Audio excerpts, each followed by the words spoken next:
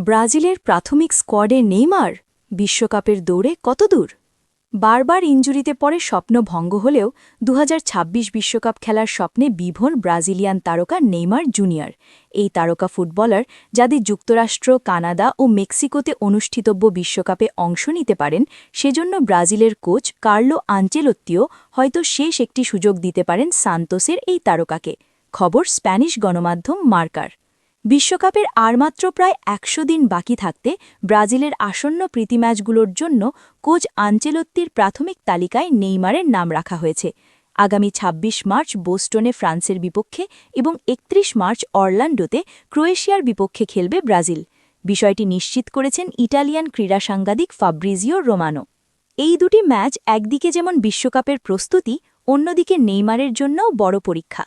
আবারও বিশ্বকাপ মঞ্চে খেলতে চাইলে তাকে কোচকে মুগ্ধ করতে হবে। খবর অনুযায়ী আনচেলোত্তি ও তার কোচিং স্টাফ ১০ মার্চ মিরাসল এফসি ও স্যান্টোস এফসির ম্যাচটি সরাসরি মাঠে উপস্থিত থেকে দেখবেন। সেখানে নেইমারের পারফরমেন্স পর্যবেক্ষণ করা হবে। এরপর ১৬ মার্চ চূড়ান্ত সিদ্ধান্ত জানানো হতে পারে। যদিও কোচের উপস্থিতি মানেই যে নেইমারের সঙ্গে আলাদা কোনো বৈঠক হবে তা নয়, তবু তার খেলা দেখতে যাওয়াটা নিজেই গুরুত্বপূর্ণ একটি ইঙ্গিত।